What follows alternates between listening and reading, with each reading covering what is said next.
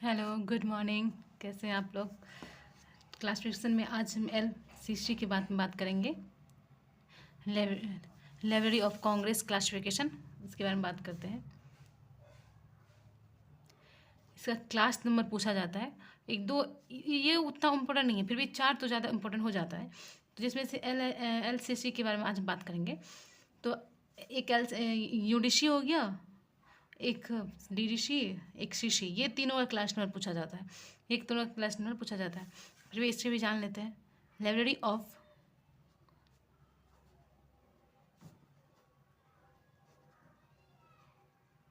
Classification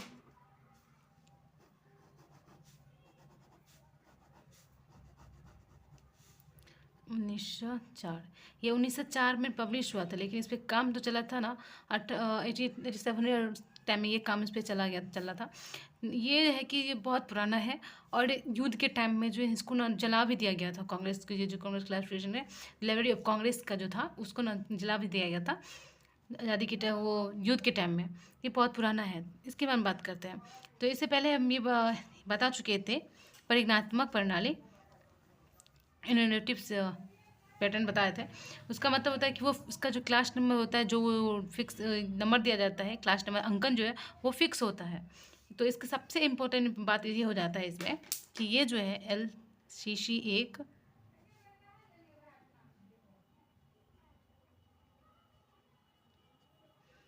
परिज्ञानात्मक innovative pattern प्रणाली है। तो पैटर्न का सबसे ये अच्छा उदाहरण है, ये कह सकते हैं कि अच्छा एग्जाम्पल है। नहीं, इसका क्लास नंबर जो होता है फिक्स होता है। इसका क्लास नंबर, इसका अंकन जो होता है वो फिक्स होता है। वो जो है वो फिक्स होता है इसका क्लास नंबर। तो इसकी क्लास नंबर की बात करते हैं कि जो इसको जो वर्गीकरण किया गया वो एक सोशल साइंस में वर्गीकरण किया गया, एक ह्यूमैनिटीज़ में, एक जनरल वर्क में इसको जो वर्गीकृत किया गया है उसमें इसका क्लास नंबर दिया गया है। तो LCC की जो वर्गीकरण की बात करें, इसको जो बांटा गया है,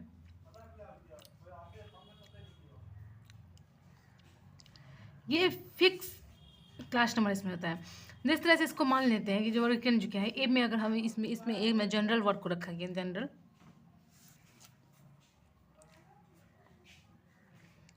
वर्क। दूसरी सोशल साइंस की इसमें बात होगी, लाइन कर देना चाहिए। सोशल साइंस की बात होती है। तो बी में जो है ये हो गया, बी में फिलोसफी,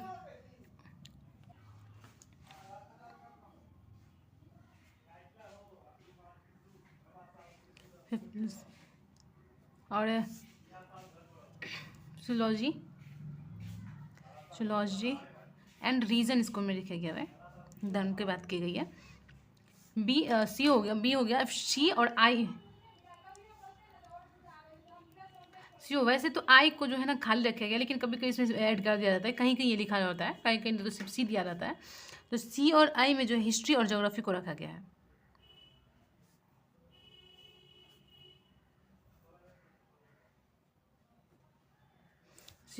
उसके बाद बात करते हैं कि जो ये साइंस की बात, जनरल वर्क की बात किए, सोशल साइंस की बात करें, उसके बाद जे है, JH और I को एक साथ रखा गया है। और इसमें जो है सोशल साइंस की बात की गई है, कानून और शिक्षा की बात की गई है।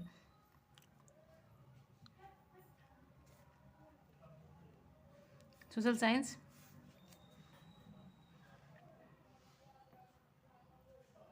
कानून और शिक्षा की बात करते हैं, शिक्षा की बात करते हैं। उसके बाद जो ह्यूमैनिटी की बात की गई है, जब ये पॉइंट आ गया, जनरल वर्क हुआ, सोशल साइंस हुआ, उसके बाद ह्यूमैनिटी की बात करते हैं। ह्यूमैनिटीज़ की बात करते हैं तो इसमें MN, पहले ही क्लास नंबर ये लिख लेते हैं, उसके बाद हम इसके बारे में समझाते हैं। उससे बात करते हैं कि MN को में संगीत और ललित कला को रखा गया है, फाइन आर्ट को रखा गया है। P में भाषा और साहित्य को रखा गया है, लैंग्वेज एंड लिटरेचर को रखा गया है। Q में साइंस को रखा गया है। R में मेडिसिन को रखा गया है। S में एग्रीकल्चर को रखा गया है। T में टेक्नोलॉजी को। U में मेंटलिटी साइंस को। V में नेवी को, और Z में बिब्लियोग्राफी एंड लाइब्रेरी साइंस, ये इंपॉर्टेंट हो जाता है, ये क्वेश्चन पूछ सकता है कि लाइब्रेरी साइंस को एलएलसी में किस में रखा गया है, इसका कोड क्या दिया गया है, तो जेड में। कहीं कहीं आप किसी किसी नोट्स में या किसी की बुक में कहीं कहीं आप ये जो मेडिसिन ये साइंस मेडिसिन और टेक्नोलॉजी ये जो है ये एक साथ रख दिया गया, किसी किसी में देखिए क्यू आर और एस टी इस तरह से करके रख दिया गया। तो ऐसे क्यू आर या एस टी या ऐसे करके तीनों चारों को मिला के रखा, तो इस पूरा मिला के इसको हम विज्ञान, चिकित्सा, कृषि एंड टेक्नोलॉजी प्रौद्योगिक ये कह सकते हैं कि इसमें इसको रखा गया है। इसमें आप गौर से देखिए क्या क्या आपको दिख रहा है। ए दिखा, देखो एक दिखा, बी दिखा, सी आई दिखा, M N O P Q T कहीं दिखा है, ए बी सी डी कहाँ दिखा, डी नहीं आया, ए बी सी डी नहीं आया, इसमें डी नहीं आया, और no P M N O नहीं आया, ओ नहीं आया, और देखिए टी यू वी डब्लू नहीं आया, फिर वाई नहीं आया और एक्स नहीं आया, ये जो नहीं आया। तो इसमें एक इम्पॉर्टेंट बात हो जाती है, वो आगे बताते हैं, लेकिन फिर यहाँ लिख देते हैं कि आई ओ डब्लू एक्स और वाई को वैकेंट है, ये इसको खाली रखा गया है, ये सब्जेक्ट, इसमें सब्जेक्ट नहीं रखा गया, इसमें क्लासमेट में ये कोई अंकन नहीं है, ये खाली है, इसको खाली रखा गया। तो ये क्वेश्चन पूछता है कि एलएसटी में किसको खाली रखा गया है, तो उसमें ऑप्शन दिया जाएगा इस तरह से। सबसे पहले इंपॉर्टेंट हो जाता है कि इसको समझना कि ये फिक्स क्या है। तो हम आपके एग्जाम्पल से समझाते हैं। ये कह रहे हैं कि अगर आपके पास अभी जिस टेबल पे पढ़ रहे हो उस पर देखो हिस्ट्री या जिस किसी चीज़ का बुक रखा हुआ, तो हम हिस्ट्री को ही लेते हैं, हिस्ट्री को लेते हैं, सी से हिस्ट्री को लेते हैं। तो हमने ये सी नहीं रखा, हम जो अपने लोकल में अपनी वे में अपना ये क्लासिफिकेशन किए, तो हमने इस सी को नहीं रखा। तो हम अपनी बात करते हैं,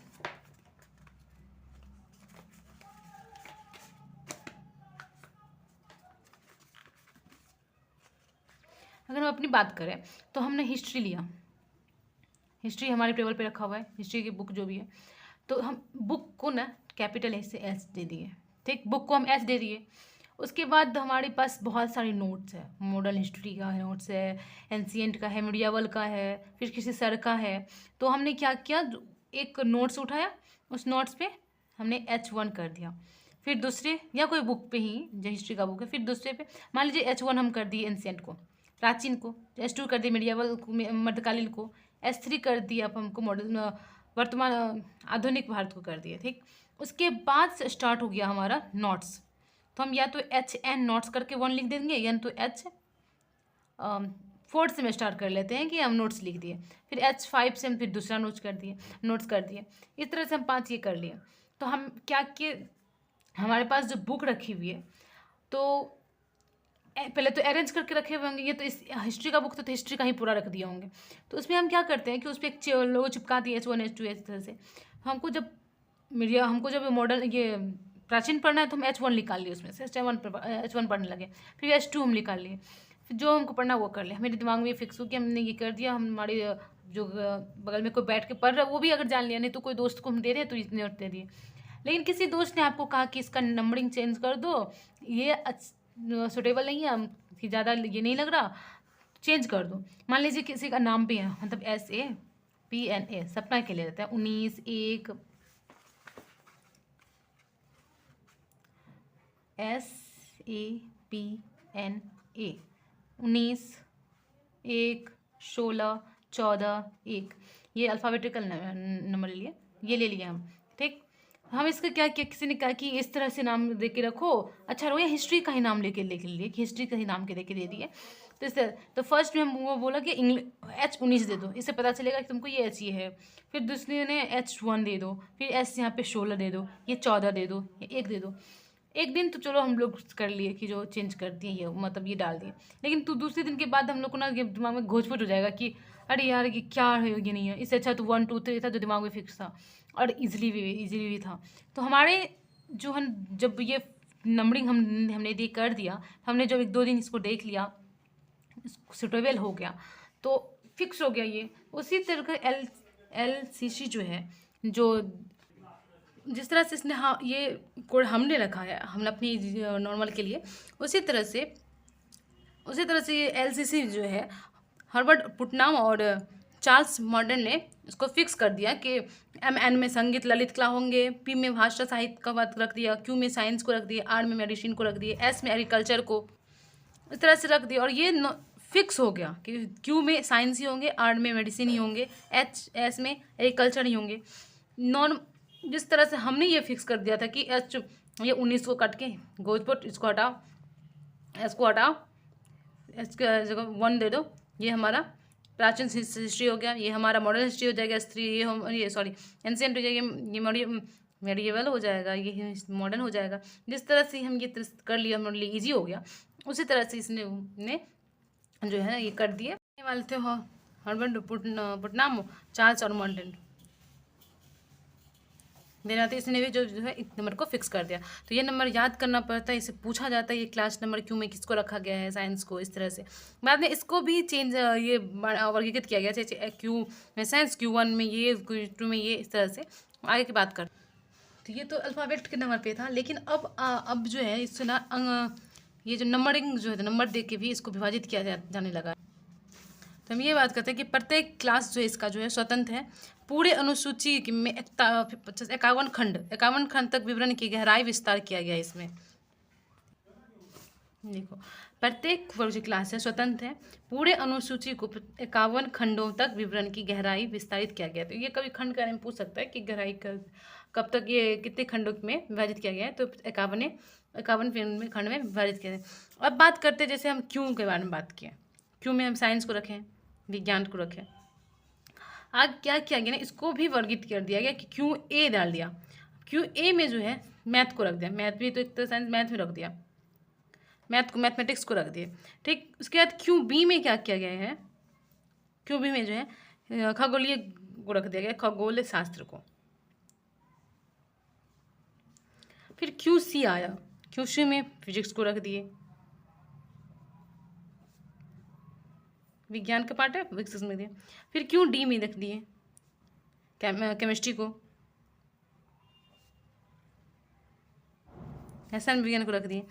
इस तरह उसके बाद जो आगे तो इसके नंबरिंग में चेंज कर दिया है। तो इसलिए क्या कह रहे हैं कि जो पहले तो ये अल्फ़ाबेट में इसको विभाजित किया गया था, बाद में इसको क्या किया अंगणितीय अंकों में भी इसको विभाजित कर दिया गया, उसका भी उपयोग इसमें करने लग गया DDC के पे।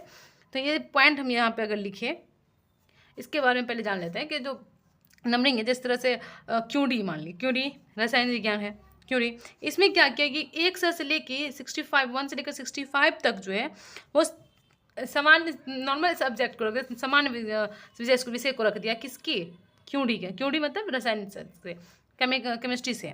फिर क्या किया 72 से जो है, और आगे कुछ भी रखे होंगे 72 से मान लीजिए 142 तक क्या किए कि जो वहाँ संश्लेषण रखा मतलब विश्लेषणात्मक रासायनिक विज्ञान को रख दिया गया। इसी तरह से कर केमिस्ट्री का पूरा रखा गया है 99 तो वो 91 तक या 99 तक, इस तरह से 100,000 से पहले तक वहाँ तक डाल के सबको चेंज ये कर दिया गया क्लासिफिकेशन। जिस तरह से हम मैथ के बारे में बात करें, अगर मैथ है, मैथ लिए मतलब क्यों है, मैथ के बारे में बात करते हैं। मैथ ही है, मैथ है, माने हम मैथ में अलजेब्रा पढ़ रहे हैं, या मैथ में ट्रिग्नोमेट्री पढ़ रहे हैं, या मैथ में कोई भी इंटीग्रेशन ही पढ़ रहे हैं।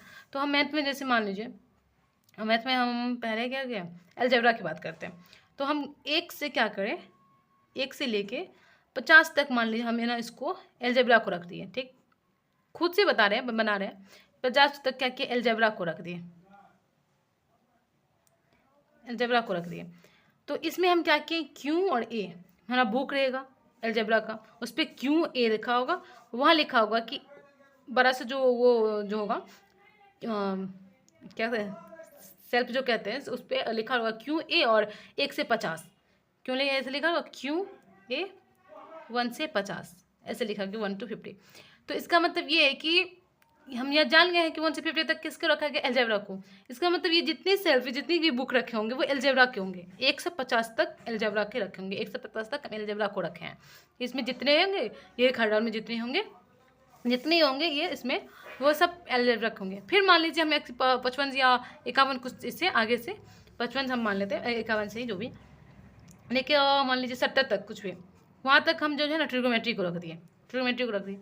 तो यहाँ पे क्यू ए और कितना दिए थे 51 से 70 तक हम डाल दिए ट्रिग्नोमेट्री। वो दूसरे घर में लिखा होगा क्यू ए इतना, तो हम ये समझ आएंगे कि वहाँ ट्रिग्नोमेट्री का दिया हुआ है। ये फिक्स्ड है, हमेशा याद कि एल सी सी जो है फिक्स्ड है, जिसमें फिक्स्ड रखा होगा। ये तो हम अपने बस बता रहे हैं कि इस तरह से करने पे ये करेंगे, इस तरह से इसको किया जाता है। तो इसमें हम बना भी नहीं सकते हैं, जिस तरह से डीडीसी में हम जैसे किसी राष्ट्र का या किसी चीज़ का नंबर ले लिया, दो नंबर मिला के एक चीज़ बना दिए, इसमें बना ही रहता पहले से, इसमें फिक्स रहता है। तो इसकी हम आगे की बात करते हैं कि दोहरे अंकों का खंडों के विभाजन क्या, वो हम बात कर। देखो, दोहरे अंकों के उपखंडों से विभाजित किया जाता है। ये एकमात्र वर्गीकरण है जो अब दशमलव अंकों की प्रवृत्ति के सामान्य अंगणित अंकों का उपयोग कर रहा है। जैसे क्यूडी रसायन को कर दिए, 1 से लेकर 65 तक रसायन विषय हो गया। फिर 71 से 142 तक विश्लेषणात्मक रसायन विज्ञान हो गया। फिर 146 से लेकर 197 तक अकार्बनिक रासायनिक विज्ञान को रख दिए हैं, इनऑर्गेनिक को रख दिए हैं। फिर एक 241 से लेकर 440 तक कार्बनिक रसायन को रख दिए हैं, ऑर्गेनिक केमिस्ट्री को रख दिए। फिर 9 से 1 से कार्बन तक क्रिस्टलीय ग्राफिक रख दिए। इस तरह से ये तो केमिस्ट्री का हो गया, हमने आपको मैथ के बारे में समझाएं। उस तरह से सारे सब्जेक्ट को इस तरह से कर दिया गया, कोई फिक्स होगा उतना तो ये पूछता नहीं, बस मेन क्लास पूछता है कि क्यों में किसको रखा गया या मैथ को किस में रखा गया है, इस तरह से क्वेश्चन पूछता है, मेन क्लास पूछता है। ये तो बस हम ऐसे अगर घुसे तो बहुत सारा पार्ट मिलेगा, इसके भी कुछ नंबर कर दिए होंगे, इसके भी कुछ पार्ट बता दिए, इसको भी अगर कर रहे हैं तो इसमें भी 1 2 होगा। इस तरह से जहाँ पे रखा गया इसको भी ऑन करेंगे, उसमें भी 1। तो ये बात हम कर लिए, इससे आगे बात करते हैं, अंकन की बात करते हैं कि LCC अपने मुख्य वर्गों के लिए 2 रोमन कैपिटल का उपयोग करती हैं। ठीक, क्यूडी कैपिटल का यूज़ किया, इसमें नंबर दे दिए 1449 दे दिए। इसको कार्बनिक रसायन विज्ञान बोले थे, उसमें भी नंबर दिए जाते। देखो 1.7 करके पॉइंट इसमें डाल के करते हैं 0.7।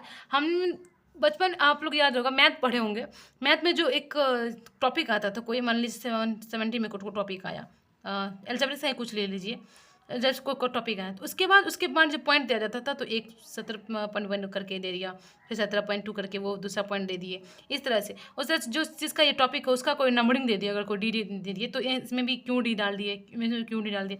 इस तरह से करके उसमें बुक में दिया रहता है। कोई थ्योरी पूरा 9th के मैथ में तो बहुत थ्योरी था, तो थ्योरी में भी इस तरह से यूज होता है। तो इस तरह से यूज किया है, इसमें भी 7 डाल के रासायनिक कार्य इसमें डाल दिया, इसमें सामान्य कर, फिर क्यूडी में 149.7 करके क्षेत्र या देश का अनुसार कर दिया। फिर 7 में A to Z कर दिए देश के द्वारा, और इसमें IN लगा दिए हैं। क्यूडी 149.7 IN मतलब भारत से रिलेटेड है, Q117 JP दे दिए तो जापान से रिलेटेड है। इस तरह से हो गया। फिर इसकी बात करते हैं कि एक पूर्ण वर्ग संख्या में लेखक और प्रशासन के वर्ष के लिए गटर अंक को भी शामिल किया जाता है। ये गटर अंक पता है क्या है? गटर अंक देखिए, लेखक और प्रशासन के वर्ष के लिए, ठीक है, गटर अंक का ये गटर अंक कहते हैं कि जो पहले लेखक पहले जो लेखक आए थे उसके नाम पे वो कुछ नंबरिंग दिए थे। जो हम ये जो कोई लेखक आया वो अपना अनुसार कुछ नंबरिंग दे दिए थे किसी बुक का, तो इस ये नंबरिंग जो है ना उसी ये कटर जो अंक है उसी की बात करती है। तो इसमें देखो ये सबसे पहले बात करते हैं इकोनॉमिक्स वे ऑफ थिंकिंग ये जो आया था बुक था, economics way of the thinking, ये बाय द PT हेमंत दिया 2003 में दिए थे। इसमें इसी के दूर पे एक गटर का नाम बताते हैं।